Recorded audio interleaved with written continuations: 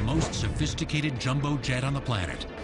A helicopter hardened against electromagnetic pulses. Armor-plated limousines. These aren't your ordinary planes, trains, and automobiles. These are top secret. And there are only two ways to find out what they're really like inside. Get elected or stay tuned. Now, Presidential Movers on Modern Marvels.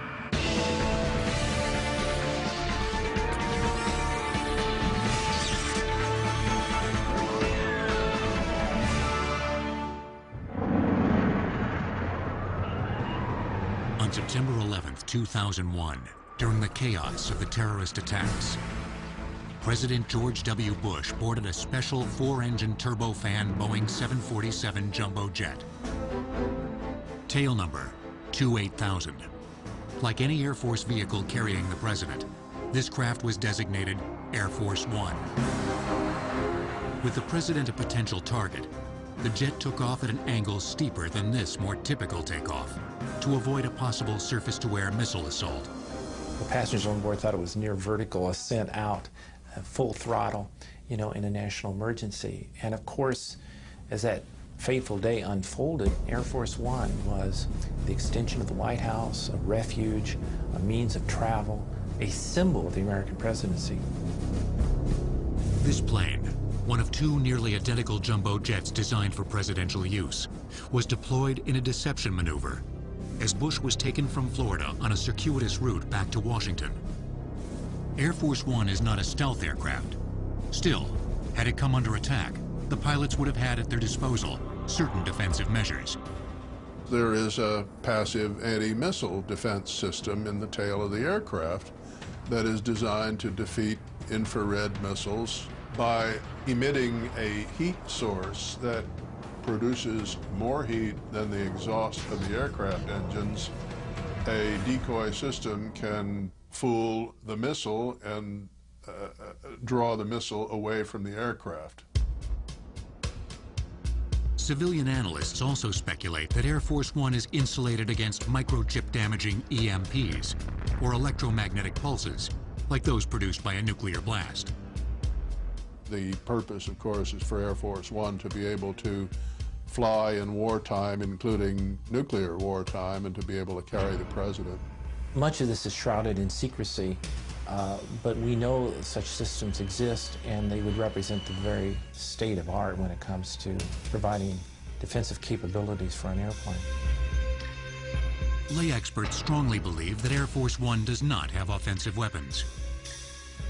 After all, it is in the end a transport airplane, and it is not a weapon of war, although it can be a wartime command post. Air Force One can fly at speeds approaching 630 miles an hour, as high as 45,000 feet above the Earth. This 800,000-pound, 231-foot-long jet contains some of the most advanced communications equipment in the world, including encryption and scrambling devices for secure links to the ground. There are also 85 phones, including secure lines and two-way radios, plus fax machines, 19 televisions, and computer ports. A conference room and private presidential suite, plus a galley capable of preparing 2,000 meals, keep the president a functioning chief executive miles above the Earth's surface. An operating room next to an emergency room can handle medical crises. The plane has become an extension of the White House. It's a flying Oval Office. Without Air Force One, getting the president back to the Capitol quickly and safely on September 11th would have been far more difficult.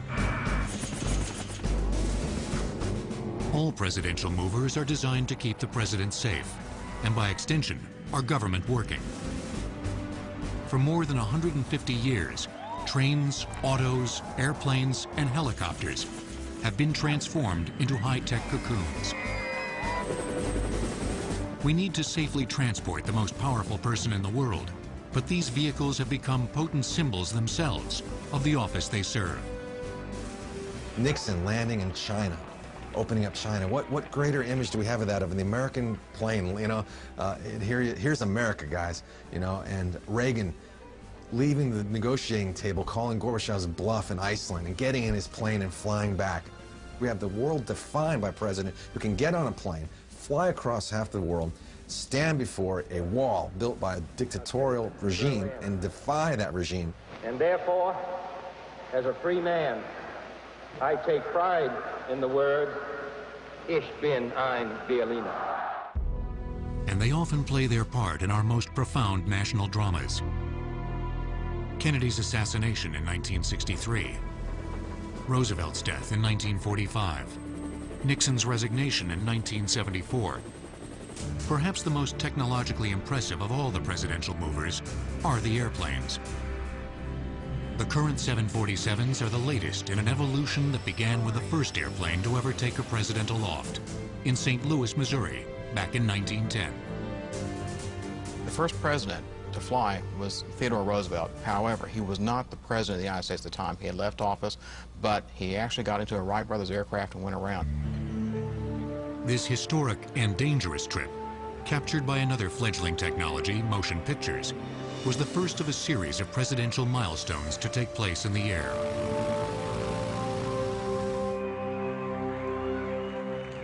Another Roosevelt was the first presidential candidate to fly during a run for office. Well, in 1932, Franklin Delano Roosevelt flew on a Ford Trimotor from Albany, New York, to Chicago to accept the nomination of the Democratic Party. And this was really an extraordinary event. We have a perfect day for this trip, and I'm very happy to be going out to Chicago, and everybody knows the reason why I'm so happy. Breaking precedent, Roosevelt became the first candidate to accept his party's nomination in person. Flying to the convention was as much a political as a practical consideration. Maybe he also saw the sense of modernity with flight, you know, descending in Chicago as this redemptive figure who's going to lead the United States out of the dark days of the Great Depression. Necessity rather than symbolism forced Roosevelt back on board during the Second World War.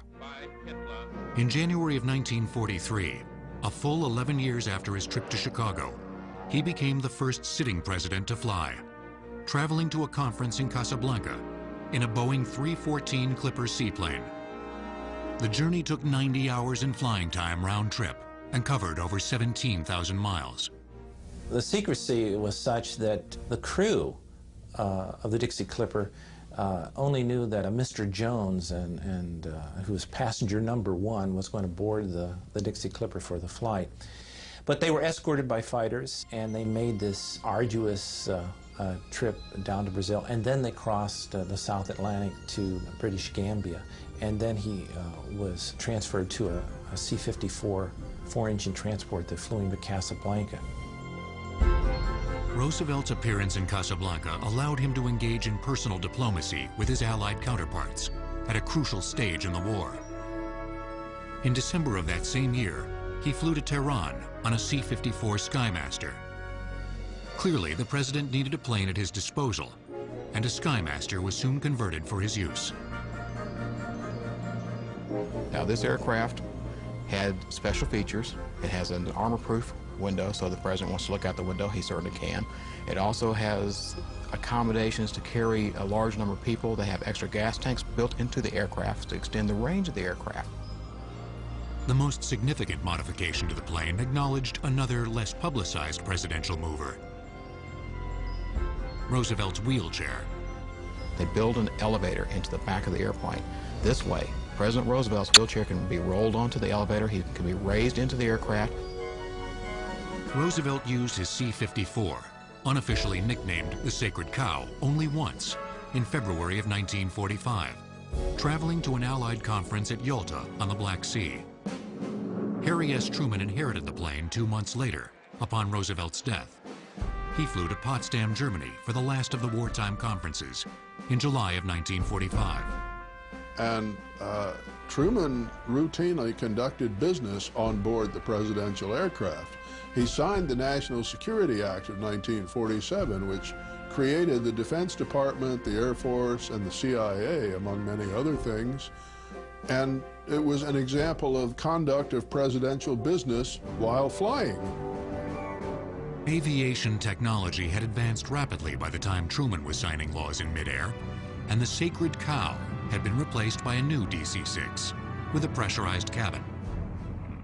This is an important step up in technology because this airplane was larger, had greater range, and really represented a new level of flying comfort for the president. And the livery of this plane, the Independence, was unique. It has the stylized look of an eagle. You know, the cockpit nose looks like the beak of the eagle and the feathers going down the fuselage and so forth. Had a real exotic look to it. Maybe a little too exotic.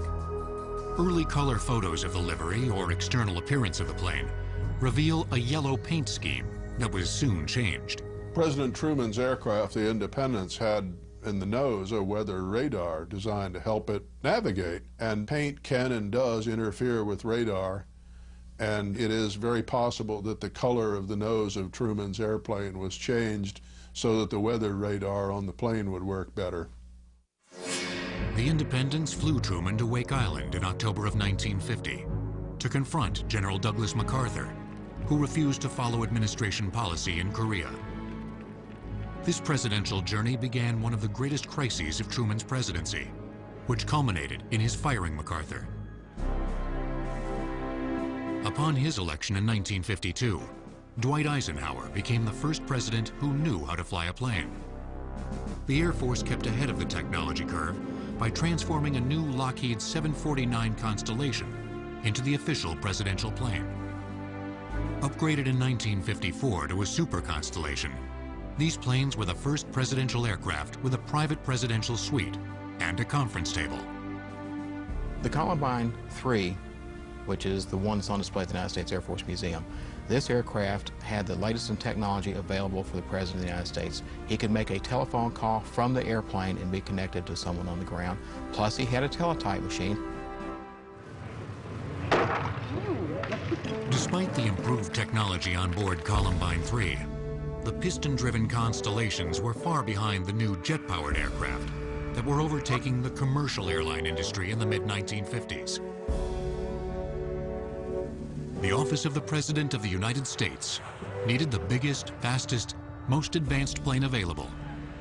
In 1959, President Eisenhower would become a presidential traveler on the first in a line of presidential jets. So confident was the Air Force that Harry Truman would lose the 1948 presidential election that it remodeled a Constellation 4 engine, nicknamed the Dewdrop, for his opponent, Thomas E. Dewey. Presidential movers will return on Modern Marvels.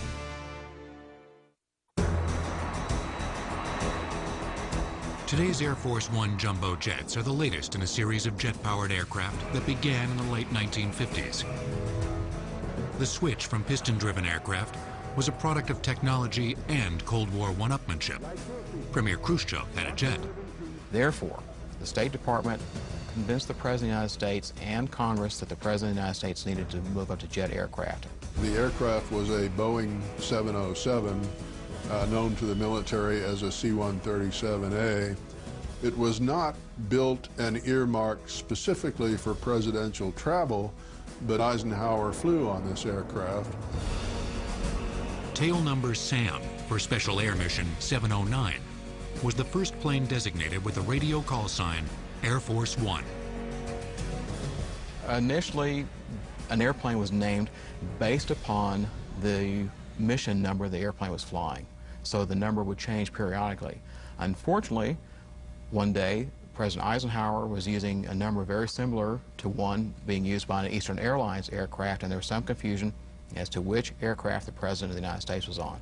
To make certain that never happened again, the Air Force adopted a code word, a secret code word, Air Force One. The name carried over even to the smaller Air Force planes the President occasionally used. But the secret got out, and the term Air Force One caught on. So did 707s.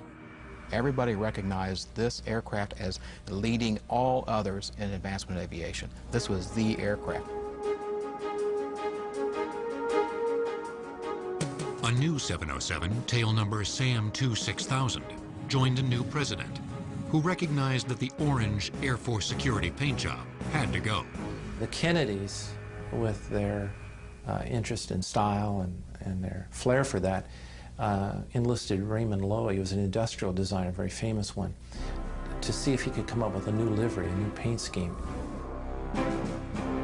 The light blue, silver, and white livery, proudly displaying United States of America, with the American flag on the tail and the presidential seal on the door, was iconic.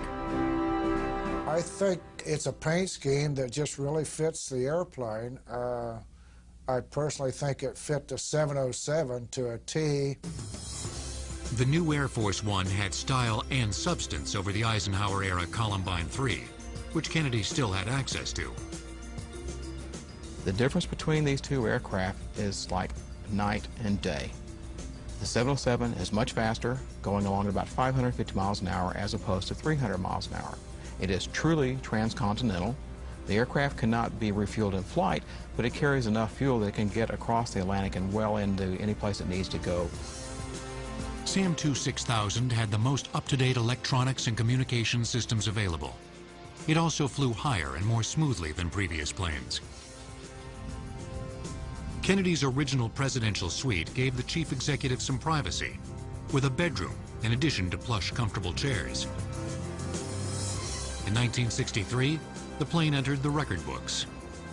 President Kennedy wasn't on board, but a U.S. delegation flew to Moscow in 1963, and they broke 30 world records, including the fastest time from the United States to the Soviet Union. In June of that year, Kennedy took SAM 6000 for his dramatic visit to Berlin. But the jet made a more memorable impression in Dallas on November 22nd. And it will be only a matter of minutes before he arrives at the trademark. Something has happened in the motorcade route. Stand by, please. Members of the crew listened in shock as news of the president's assassination was broadcast. It had been announced that they thought that the president was not going to make it, and which was unbelievable. Within hours, Air Force One was transformed into a beer to carry the president's body back to Washington, D.C. It just hit me that we cannot, put the president's body in the cargo compartment. And then I made the suggestion that says, well, we got to put the casket in the cabin, and there was some discussion and a little disagreement. It won't fit. It won't go. The casket won't go. And I said, yes, it will.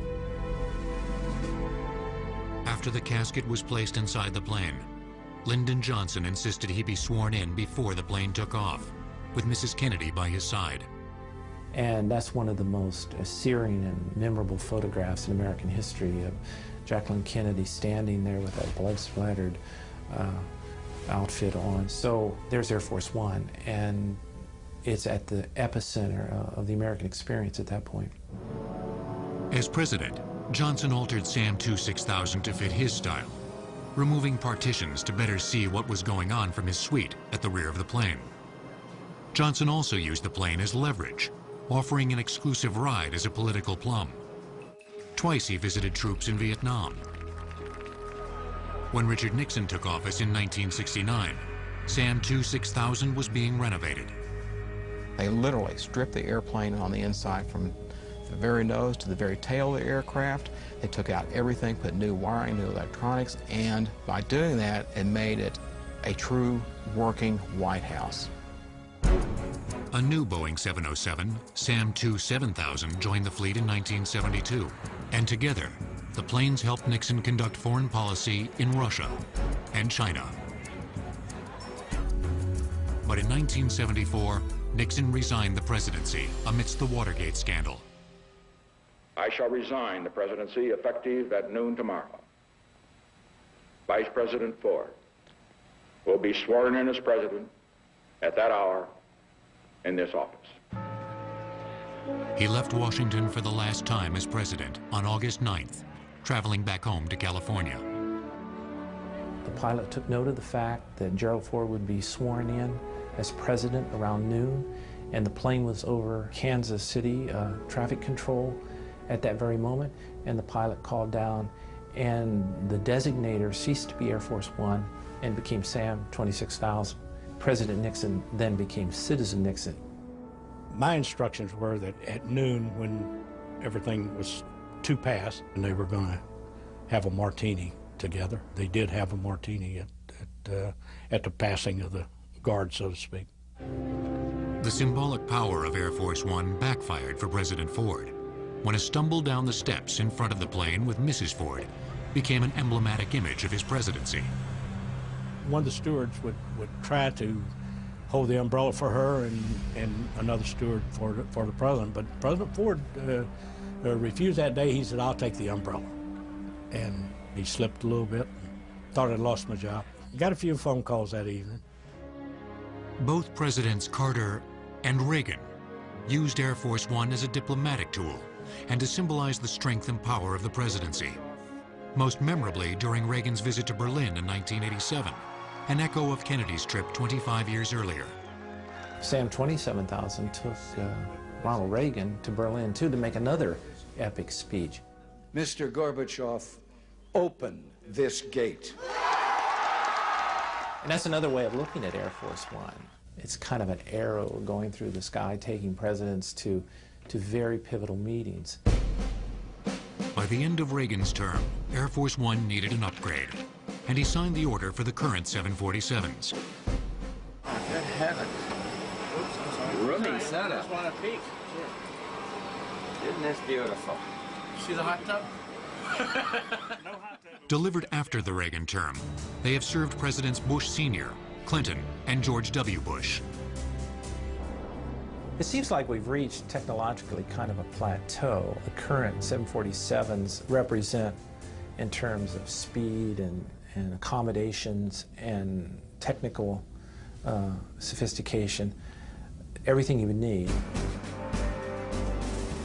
More than any of the other vehicles that transport the President of the United States, Air Force One has become an extension of the President's power and influence. You've got this beacon of freedom landing on foreign soil, taking one of the most powerful men in the world to their particular country. So I think the symbolism is hugely important. When that airplane pulls up to the spot for arrival and the door comes open and the president comes out, I think that really symbolizes the strength of our country. Obviously, we have many symbols of strength in the country, but I don't think any show more strength than Air Force One. Long before Air Force One was sending presidents all over the world in the comfort of a flying office, chief executives got by with less efficient modes of transportation. For the first presidents, the horse and carriage represented the pinnacle of speed and comfort. The total cost of both of the Air Force One jumbo jet 747s, including all the top secret equipment, plus a specially designed hangar, is over $500 million.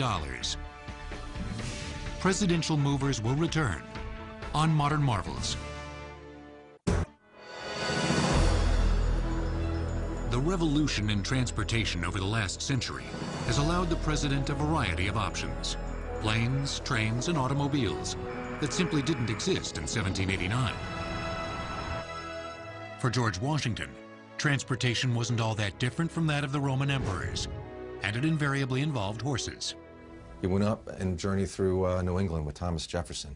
And he did this in his diaries. He talks about how he was there not for his own personal benefit or enjoyment. He just wanted the country to share the experience of him as president. Most early presidents, however, kept near the capital. James Monroe was an exception. In 1817 and 1819, he made 2 arduous carriage journeys through the North and South to inspect defenses. Monroe paid for both trips because there was no official budget for such excursions. In Boston, it's reported that 40,000 people traveled into the city just to get a peek at their president. When Lincoln, a promoter of railroads, took office in 1861, rails were tying the continent together. He used it to his benefit. He used it to get up to Gettysburg, for example. Wrote a little speech on the way there. For Lincoln, there's a lot of safety concerns. Very famously, he snuck into Washington as president-elect because it was perceived there was a plot in Baltimore to assassinate him. In 1864, Congress ordered a special rail car to safely transport Lincoln during the Civil War, the first vehicle built for a president and paid for by the government.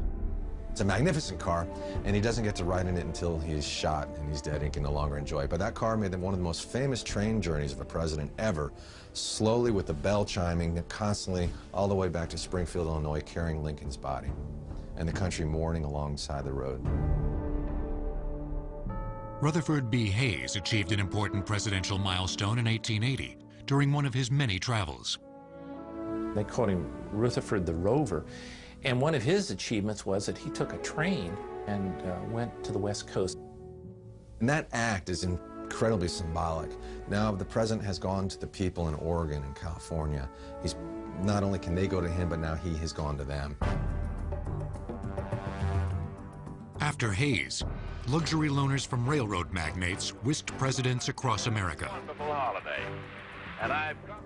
Not until World War II did Congress agree to pay for a specially reinforced custom Pullman rail car for the president's safety. They put in 3-inch thick glass. They also added 5/8-inch armor plating to the car and all the areas where the president would normally be. They also added 2 escape hatches to the car. One is in the roof of the lounge, and the other is in the outer wall of the bathroom. Named Ferdinand Magellan, the 84-foot-long, 145-ton car had telephones in every room, an observation lounge, dining room, and 4 bedrooms. President Franklin Roosevelt had a special narrow wheelchair designed for use within its hallways. After FDR's death, the car was used in the funeral train that brought his body back to Washington, echoing Lincoln's journey 80 years earlier. Mrs. Roosevelt sat in the Magellan, while Roosevelt's body was carried in another car. President Truman, who succeeded President Roosevelt, did use the car, again, quite extensively, especially in the election campaign, where he did over 300 speeches from the rear of the Magellan. Truman's whistle-stop campaign from the Magellan was one factor in his upset win against Dewey in 1948. It was also the setting for a famous photograph of a presidential mover and a journalistic blunder. That famous photograph was taken of President Truman at St. Louis Union Station after the elections, and Mr. Truman had a great time with that newspaper in St. Louis that day. The Magellan has been retired as a presidential mover for half a century, done in by the rise of the automobile. Now on exhibit at the Gold Coast Railroad Museum in Miami, it represents the last of the more leisurely presidential movers. Another leisurely presidential mover is really more of a presidential retreat, the presidential yachts, which began with a steamer used by Rutherford B. Hayes in 1880, aren't so much modes of transportation as modes of recreation. The yachts have kind of a party-like ambiance to them. You know, it's a place where you go for meetings or kind of a leisurely cruise. But I don't think they fall into the category of practical, essential travel. Presidents have officially entertained on them, as Truman did on the Williamsburg, and presidents have escaped from their burdens on them, as Kennedy did on the Honey Fitz. LBJ loved to play poker on his yacht. He'd bring his congressman on one of the yachts and tell him, "Gentlemen, we're not leaving until you agree with me." But there was always the nagging debate that they were an expensive luxury of an imperial presidency. Carter ended the debate in the late 1970s when he ordered the USS Sequoia auctioned off. If yachts best facilitated the president's escape from the people, then automobiles did just the opposite. No mode of transportation better allows the president to impart a message to his people than the car. It's personal, it's intimate, and it's also a security nightmare. The battle between the president's need to be seen and to be safe is waged around the automobile. President Ulysses S. Grant received a speeding ticket from a traffic cop for going too fast in his horse-drawn carriage. Presidential movers will return on Modern Marvels. George W. Bush rode to his January 2001 inaugural in an elegant black Cadillac DeVille stretch limousine. Or at least, that's what it looked like. This thing is its own beast. Cadillac, who's the builder of the current limousines for the president, has to make the car look like a Cadillac. But of course it's not. I think down to the ornament on the hood is oversized. Details are classified, but you can bet the car is armored, contains bulletproof glass, and has run-flat tires. Surely it hides defenses within its chassis, uses an air filtration system, and electromagnetic pulse defenses. It likely has night vision technology that projects infrared images. And that's just the car. There's also a driver, a very good driver, trained to flee any danger. The fleet of cars at the Bush administration's disposal is part of a century-old tradition of presidential transport that began with William McKinley, who became the first president to travel in an automobile, a Stanley steamer, in 1899. But it was William Howard Taft who established the car as a presidential mover. He convinces Congress to authorize, within the normal $25,000 travel appropriation, which authorizes expense upon horses and carriages that Roosevelt had, he gets Congress to change that to include and automobiles. Now, Congress went crazy. Well, the winning argument, was said to be the winning argument, was that it would be cruelty to animals to have Taft be carried around by a horse. But really, the winning argument was that the president wanted these automobiles, and the president was going to get them. Due in part to Taft's endorsement, the auto industry doubled production during his first year in office. He literally put the presidential seal on the auto, displaying it on his favorite car, a 1909 White Company Model M 7-passenger, 40-horsepower steamer, one of the most technologically advanced automobiles of the day. The White Company bragged that the car that the president has is the same as any car you can get from us. So the president's taking a car right off the shelf, basically. Under Taft, the White House stables were converted into a garage. In 1921, Warren G. Harding became the first president to motor to his inauguration. But it was FDR who in the 1930s received the first armored vehicle, a limousine. Among the fleet of limousines specially built for chief executives since 1942, 4 stand out. The first is FDR's Lincoln K. Initially, it had no armor or bulletproof glass. It was after Pearl Harbor that the car was armor-plated, although it never had a permanent roof. And Franklin Roosevelt enjoyed very much riding with the top down. That's apparently where the nickname the Sunshine Special came from. This car became an emblem of his administration. It was the way people saw him. He actually praised his chauffeur. He said, Monty can drive through a crowd of 30,000s and not step on one toe. And so his chauffeur was an expert at driving through people crowding around the car trying to reach the president. Eisenhower introduced the bubble top, a clear plastic shell that fit over his convertible parade car, so that people who braved bad weather to see him wouldn't be disappointed. It was actually a car that was built for Harry Truman. It was a 1949 Lincoln, another open car. That car was used by Truman, it was used by Eisenhower, it was actually used into the Kennedy administration. That car was completely unarmor plated, no bulletproof glass, no armor, no nothing. At that time in American history, the president's political necessities trumped his security requirements. Well-trained drivers still took the wheel and Secret Service men ran alongside. But the president straddled the breach of his 2 competing needs. Now, if we left it up to the Secret Service to decide what the president's car looks like, it won't have any windows. Windows are a safety concession to politics. The Secret Service, of course, wants to keep the president hermetically sealed, and there's a constant tension there. The most famous presidential limousine of all graphically illustrated this point. The car, a 4-ton Lincoln Continental Stretch X100, cost the government nearly $195,000 to retrofit for President Kennedy. It was one of 131 vehicles in his fleet. Some of its safety features were 2 rear-facing jump seats, outside handles for Secret Service agents, retractable running boards, a presidential seat that could be raised and lowered, and a tight turning radius. And as we see in 1963, if you take the roof off, it all comes to nothing. John F. Kennedy was assassinated as he sat in his unarmored Stretch X-100, caught between politics and safety. Rarely has a single event had such far-reaching impact. The Secret Service was in a quandary. They now demanded that the president have an armored car. And they had a choice. They could either build a brand new car, or they could modify the existing car. The reason the Secret Service rebuilt the Stretch X-100 rather than order and customize a new one was cost. After the Warren Commission examined and documented it, the car was released to the Secret Service.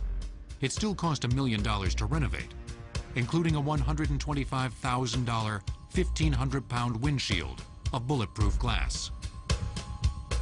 They stripped the car down mechanically. They welded on a permanent armor-plated roof. They armor-plated the body. They armor-plated the doors all around the passenger compartment, underneath the car. They had an early version of run-flat tires. It has communications systems and radios and such inside so that you can communicate with the Secret Service and the helicopters up above. So it was a thoroughgoing rebuild of the car. It continued to serve Presidents Johnson, Nixon, Ford, and Carter. President Nixon even cut a hole in the roof so he could stand up and wave to crowds, thoroughly compromising all of the reinforcements added after the Kennedy assassination. The last of the 4 famous historical presidential limousines was built for Gerald Ford in 1972. Weighing in at 13,000 pounds, it could resist a grenade thrown beneath it. It's come to be called the Reagan car because it was the car that Ronald Reagan was getting into when he was shot. And it shows the limits of the protection afforded by a car. This car is thoroughly armor-plated. Yet Reagan wasn't inside the car yet. The bullet bounced off the limousine. So good as the armor, just bounced right off and landed in the president's chest, nearly killing him. The Reagan car joins the Sunshine Special, the Bubble Top, and the Kennedy Limo on display at the Ford Museum in Dearborn, Michigan. But the president isn't limited to autos for short trips.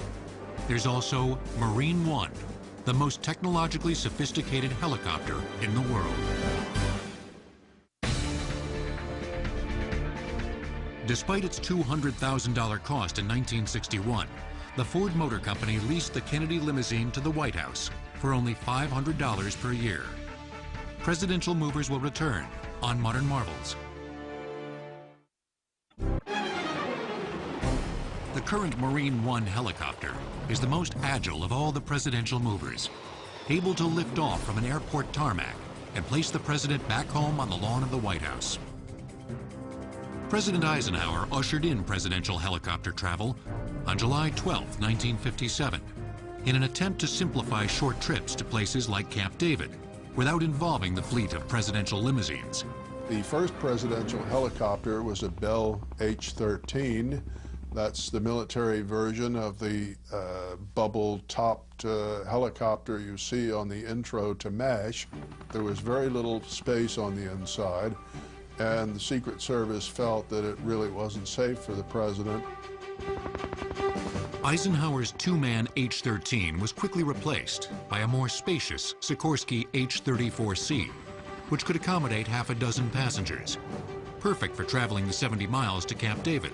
It didn't require motorcades or stop traffic, and it was twice as fast as a limousine. Eisenhower saw the practicality of helicopters for short shuttle flights, and he liked the way you could get in and out of a place. And you think of the security measures, if you go by helicopter, that it arguably is more secure than moving in limousine across the landscape. But some presidential guests were leery. Soviet Premier Khrushchev refused Eisenhower's invitation for a ride during his United States visit in 1959. He really thought that this might be an effort to get him up in a helicopter and just crash the helicopter and get one major problem for the United States out of the way. But then, to his surprise, President Eisenhower indicated he was going to go too. And so then Khrushchev immediately backed, oh, well, fine, I'm ready to go. Under Kennedy, the presidential choppers were the Sikorsky VH-34As, also known as H-3s. The H-3 airframes were in service until 1975. It's probably one of the best known helicopters today. It was also one that's been around the longest. The 3A had an amphibious hull, so it had a capability of landing and taking off from the water for short periods of time. The rotor path on the 72-foot-long craft had a 62-foot diameter. It sported two 1,400-horsepower engines. The cockpit had a large window with two large reclining chairs, and the navigational system and radios were the best available at the time. In the presidential cabin, they had the bench area where about 5 people in those days could sit. And then behind the presidents in the next compartment, we had a small latrine. They also had a small galley aboard the plane. Marine One usually cruised at 135 miles per hour, roughly 1,000 feet in the air, for flights that lasted between 30 minutes and an hour. Kennedy even enjoyed showing his family how the choppers worked. As the co-pilot was checking over around the helicopter, he looked up and he saw the tail rotors winging, flapping back and forth. And he says, "Whoa, something's wrong with that." So he ran and looked in the cockpit, and there was John, and John was on the stick, and the president says, "Yeah, push it forward, then pull it back." So then the pilot says, "Mr. President," he said, "anything I can help you with?" He says, "No, we're getting along fine." Although the Marines are closely associated with the president's helicopter travel, initially the task was shared with the Army. In fact, Nixon's memorable departure from the White House in 1974 actually took place aboard the Army One helicopter. Like Air Force One, any Army or Marine vehicle transporting the president becomes Army One or Marine One. The Marine HMX-1 squadron took over sole responsibility in 1975. They bought additional new H-3s. Those are still in service today. The differences are some technology improvements with the rotor head and so on, and vibration dampening, and power plants have improved. General Electric makes those power plants. The current Marine One H-3 can travel 140 miles per hour at 14,400 feet for up to 600 miles, depending on its payload. Energy-absorbent landing gear and crash-resistant fuel tanks make it safer. It employs light armor, special protection from electronics damaging electromagnetic pulses, and probably weighs about 10 tons. But most information about the craft is top secret. But we do know that the 4-person crew can serve 15 passengers. Sound dampeners, air conditioning, a galley, and a restroom contribute to its comfort. It has two 1,500 horsepower General Electric turboshaft engines, but it can stay in the air with only one functioning. It's the smoothest, I believe, I'm prejudiced, the smoothest helicopter ride you could have, certainly the most comfortable and most quiet. The president also has a smaller, modified Sikorsky Blackhawk, which can resist an attack from 23mm shells while traveling at speeds approaching 180 miles per hour. 4 crew members and 8 passengers can travel up to 445 miles, carrying over 20,000 pounds. 2 General Electric 1,630 horsepower engines keep it aloft. Although Marine One offers the convenience of quick, short flights that avoid traffic and the logistical challenges of presidential ground transport, its greatest asset is its ability to remove the president from danger faster than any other presidential mover. Marine One went very quickly, get to the president, and move him away from that concern or threat, or move him to a medical facility if that, God forbid, if that happened. Marine One, like all presidential movers, has its utilitarian purpose. Each presidential mover gets the president from here to there. But they are more than just vehicles. They help presidents make history. And occasionally, they make history themselves.